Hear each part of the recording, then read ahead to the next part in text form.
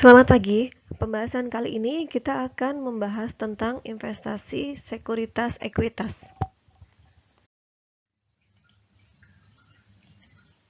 Sekuritas ekuitas adalah sekuritas yang menunjukkan bagian kepemilikan. Yang termasuk dari sekuritas ekuitas adalah selain sekuritas hutang convertible dan saham preferen yang dapat ditebus. Investor berinvestasi dalam perusahaan dalam bentuk saham, bisa saham biasa atau saham preferen. Bedanya, saham biasa adalah saham yang memiliki hak suara. Dengan memiliki saham biasa, maka investor memiliki hak suara dalam rapat umum pemegang saham. Sementara saham preferen tidak memiliki hak suara, tetapi akan diprioritaskan dalam pembagian dividen. Berinvestasi dengan membeli saham perusahaan, maka investor secara langsung akan tercatat sebagai pemegang saham dalam suatu entitas. Saham adalah modal yang dimiliki oleh perseroan terbatas. Jadi, dengan memiliki saham, maka investor adalah pemegang saham dari entitas tersebut. Biasanya, investor akan mendapatkan dividen atau capital gain dalam investasinya dalam saham, tergantung dari tujuan investor berinvestasi. Jika tujuannya untuk mendapatkan pendapatan teratur dalam jangka panjang, maka akan mendapatkan dividen. Dividen adalah bagian keuntungan perusahaan yang dibagikan kepada investor. Sementara capital gain adalah selisih harga jual saham dengan harga beli. Alasan seseorang atau suatu entitas berinvestasi dalam sekuritas saham berbeda-beda, yaitu yang pertama, ingin memperoleh pendapatan dalam bentuk dividen. Yang kedua, sebagai strategi bisnis jangka panjang untuk menguasai entitas. Bisa saja dengan membeli saham suatu organisasi ingin mengamankan rantai pasokannya. Jadi dia butuh pasokan barang A dan ingin mengamankan pasokannya. Jadi memang tujuannya untuk menguasai pasar. Contohnya seperti perusahaan Coca-Cola dan Pepsi di materi kita yang lalu.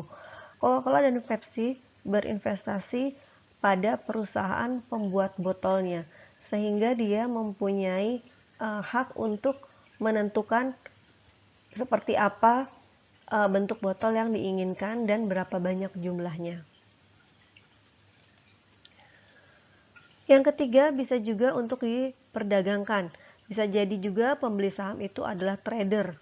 Saham dibeli untuk diperdagangkan. Jadi ketika harga murah dia beli, ketika harga tinggi dia jual. Selisihnya itulah yang disebut dengan capital gain. Selanjutnya, bagaimana pengaruh kepemilikan saham dan metode penilaiannya? Bila investor memiliki kepemilikan kurang dari 20%, maka investor memiliki pengaruh yang kecil terhadap perusahaan yang sahamnya dibeli, atau bahkan tidak berpengaruh. Maka, metode penilaian terhadap investasi ini adalah menggunakan nilai wajar atau fair value method.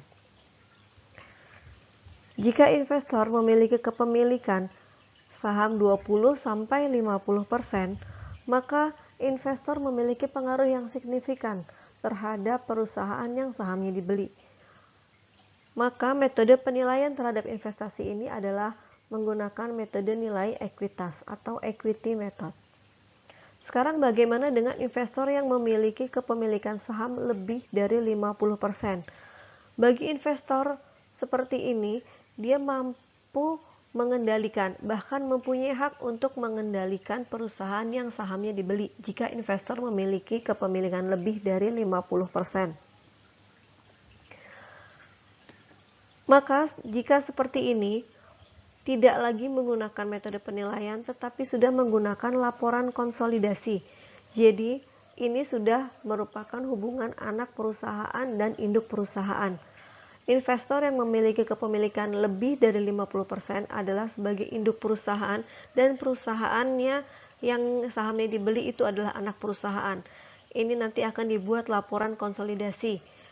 Laporan anak perusahaan akan digabungkan ke laporan induk perusahaan. Ini akan kita pelajari nanti di mata kuliah akuntansi keuangan lanjutan 1. Kita review ulang mengenai perusahaan Coca-Cola dan Pepsi yang berinvestasi terhadap perusahaan botolnya. Coca-Cola dan Pepsi, mereka sama-sama berinvestasi ke perusahaan pembuat botolnya masing-masing. Perusahaan pembuat botol untuk Coca-Cola juga berbeda dengan perusahaan pembuat botol Pepsi. Dan perusahaan ini berinvestasi pada perusahaan pembuat botol yang masing-masing dalam persentase 20% sampai 50%. Karena kurang dari 50%, maka tidak perlu dibuat laporan keuangan konsolidasinya. Tetapi mereka mempunyai hak yang signifikan, hak suara yang signifikan. Jadi mereka bisa merequest mau bentuk botolnya seperti apa dan mau jumlahnya berapa yang disuplai ke Pepsi dan Coca-Cola. Pepsi dan Coca-Cola hanya akan melaporkan laba dari pembotolan dan jumlah investasi bersih pada neraca berdasarkan metode ekuitas. Jadi tidak perlu dibuat laporan keuangan konsolidasi karena kurang dari 50% kepemilikan saham.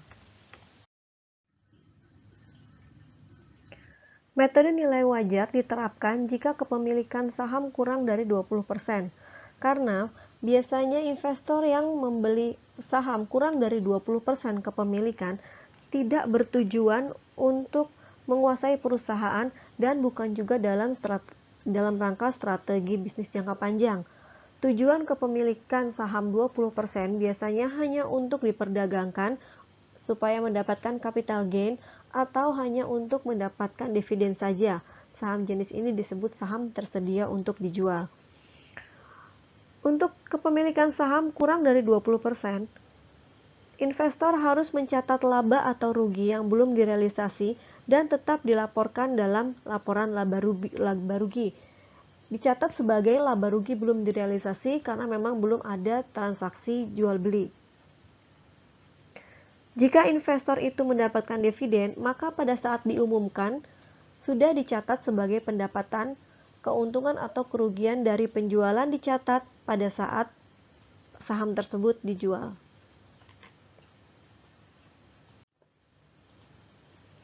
Metode ekuitas diterapkan jika kepemilikan dalam rentang 20-50%. Artinya, investor memiliki pengaruh yang signifikan dalam perusahaan investi atau perusahaan pemilik saham, dan memiliki hak suara dalam rapat umum pemegang saham. Kepemilikan dalam rentang ini sudah berkaitan dengan strategi bisnis investor. Maka, pada metode ekuitas, tidak lagi mencatat perubahan nilai wajar dari investasi. Jadi di akhir periode akuntansi, nilai pasar dari saham tidak mempengaruhi. Dan pada saat diumumkannya dividen, pendapatan tidak dicatat sebagai pendapatan, tetapi dicatat sebagai penambah investasi.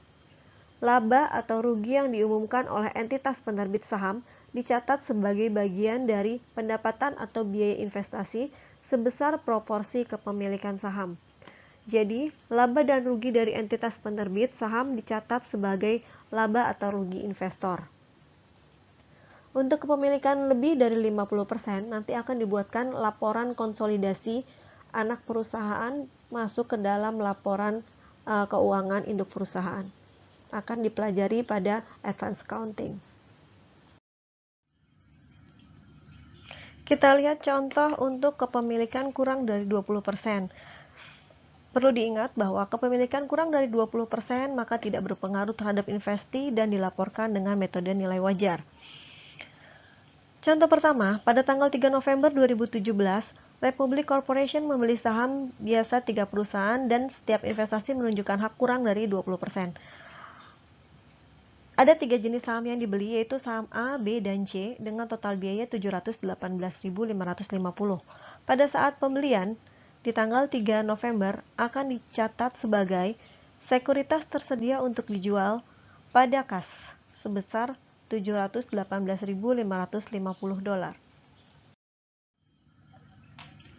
Dari ketiga perusahaan yang sahamnya dibeli oleh Republik, ketiganya melaporkan laba bersih untuk tahun berjalan, tetapi hanya perusahaan B yang mengumumkan akan membayar dividen kepada investor. Maka pada tanggal 6 Desember, Republik menerima dividen tunai sebesar 4.200 atas investasinya pada saham biasa di perusahaan B. Jadi yang di jurnal hanya dividen dari perusahaan B saja, yaitu kas pada dividen sebesar 4.200. Ketiga perusahaan melaporkan laba bersih. Tapi karena kepemilikan kurang dari 20%, maka laba bersih tidak dianggap sebagai perolehan investor sampai dividen tunai benar-benar diumumkan oleh investee. Berikut ini adalah portofolio sekuritas-ekuitas yang tersedia untuk dijual per 31 Desember 2017. Dari data terlihat bahwa saham perusahaan A, saham perusahaan B, dan saham perusahaan C dibeli dengan harga total pembelian adalah 718.550. Dan pada tanggal 31 Desember 2017, tercatat bahwa nilai wajar ketiga saham tersebut berbeda dari nilai perolehannya. Untuk perusahaan A, nilai wajarnya lebih tinggi daripada harga perolehannya, dan untuk perusahaan B, nilai wajarnya lebih rendah dari harga perolehannya, dan perusahaan C juga lebih rendah daripada harga perolehannya. Selisih antara nilai wajar dengan harga perolehan menciptakan laba atau rugi yang belum direalisasi. Perusahaan A mendapatkan laba yang belum direalisasi 15.300, dan untuk saham perusahaan B dan C mengalami kerugian, sehingga total rugi yang belum direalisasi dari ketiga saham tersebut adalah $35.550. Di akhir periode selisih ini kita buatkan jurnal penyesuaiannya. Jurnal penyesuaiannya adalah karena dia terjadi kerugian, maka keuntungan atau kerugian kepemilikan yang belum direalisasi ada di debit, dan kreditnya adalah penyesuaian nilai wajar sekuritas tersedia untuk dijual sebesar 35.550.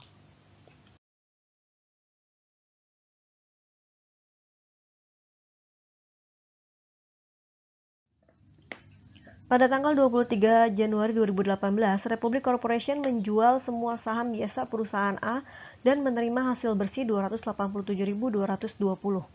Jadi, saham perusahaan A dijual dengan harga 287.220, sementara harga perolehannya adalah 259.700, sehingga mendapat keuntungan penjualan sebesar 27.520.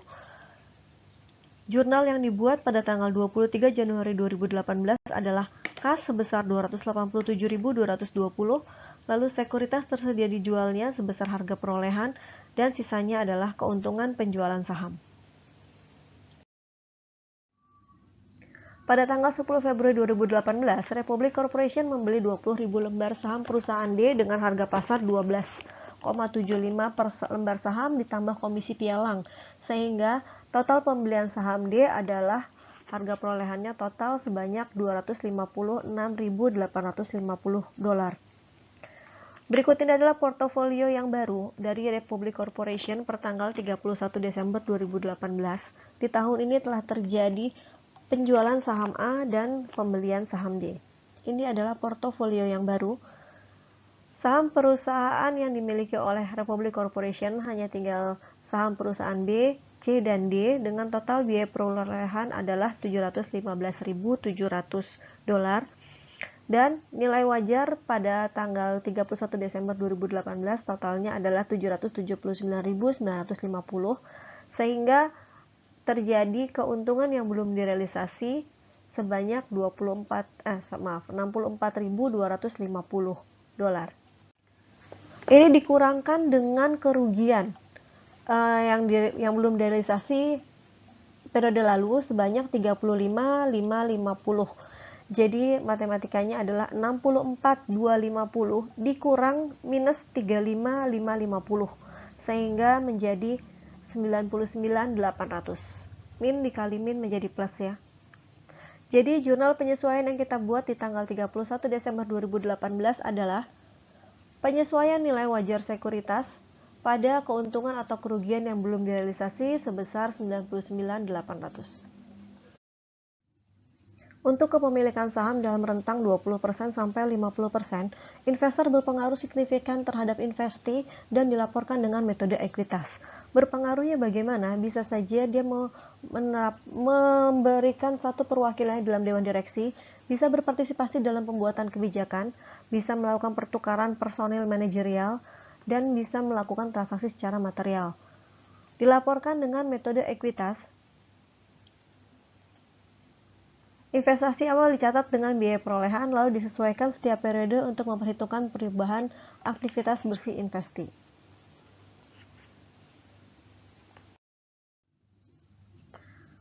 Contoh yang kedua, tanggal 2 Januari 2017, Maxi Company membeli 48.000 lembar saham biasa milik Mini Company.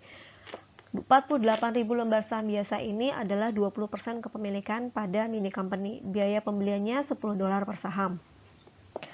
Untuk menerapkan metode nilai wajar, pada contoh ini diasumsikan bahwa Maxi tidak memiliki kemampuan untuk melaksanakan pengaruh yang signifikan dan sekuritas diklasifikasikan sebagai sekuritas yang tersedia untuk dijual. Dan jika diasumsikan bahwa 20% kepemilikan itu memungkinkan Maxi untuk menerapkan pengaruh yang signifikan, maka metode ekuitas yang diterapkan. Jadi jurnalnya pada saat pembelian untuk metode nilai wajar adalah sekuritas tersedia dijual pada kas sebesar 480.000 dan untuk metode ekuitas investasi pada kas sebesar 480.000. Tahun 2017, Mini Company melaporkan laba bersih sebesar 200.000. Bagian Maxi adalah 20%. Jika dia tidak memiliki hak yang signifikan, berarti 20% kepemilikannya itu menggunakan nilai wajar, maka pelaporan laba bersih Mini Company tidak perlu di jurnal.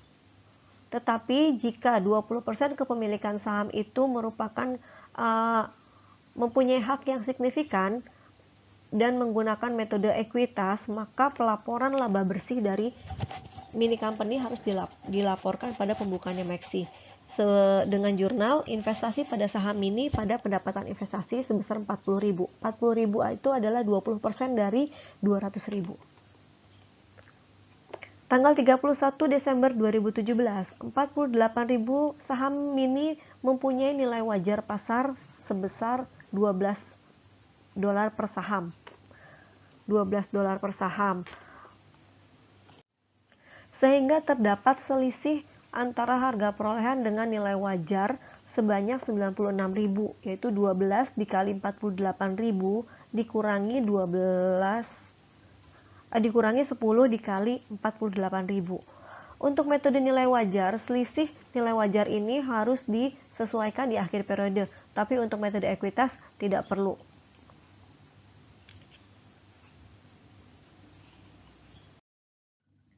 Tanggal 28 Januari 2018, Mini Company mengumumkan dan membayar dividen tunai sebesar 100.000. Kepemilikan Maxi adalah 20%. Maka untuk metode nilai wajar, pada saat dividen tunai diterima, kasnya dividen tersebut akan diakui sebagai pendapatan dividen, tapi untuk metode ekuitas akan diakui sebagai investasi dalam saham Mini. Tahun 2018, Mini Company melaporkan rugi bersihnya sebesar 50.000. Bagian Maxi adalah 20%. Jika 20% tersebut adalah dikategorikan sebagai tidak mempunyai hak yang signifikan, maka pencatatannya dengan nilai wajar, kerugian Mini Company ini tidak perlu dicatat. Tapi jika dia 20%-nya dianggap memiliki hak untuk mengendalikan, maka ini dicatat sebagai kerugian pada investasi dalam saham Mini. Jadi kerugian yang terjadi pada Mini Company akan mempengaruhi laba rugi Maxi Company. Tanggal 31 Desember 2018, 48.000 lembar saham Mini tersebut mempunyai nilai wajar $11 per saham. Nah, nilai wajar tanggal 31 Desember 2018 ini harus disesuaikan dengan membandingkan dengan nilai wajar pada tahun lalu.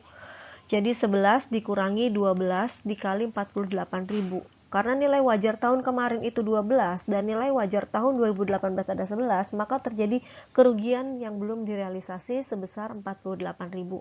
Dan untuk metode ekuitas ini tidak perlu di jurnal. Untuk kepemilikan lebih dari 50%, investor berhak mengendalikan investi. Hubungannya adalah perusahaan induk dan perusahaan anak yang nantinya akan dibuat laporan keuangan konsolidasi, yaitu laporan keuangan gabungan, di mana laporan keuangan perusahaan anak akan masuk ke dalam laporan keuangan perusahaan induk. Laporan keuangan konsolidasi ini nanti akan dibahas dalam advance accounting. Untuk masalah pelaporan lainnya, yaitu penyajian laporan keuangan, penurunan nilai, transfer di antara kategori, dan kontroversi nilai wajar, sudah dijelaskan dalam modul yang saya lampirkan. Demikianlah presentasi kali ini mengenai penerapan metode nilai wajar dan metode ekuitas pada investasi sekuritas ekuitas. Terima kasih.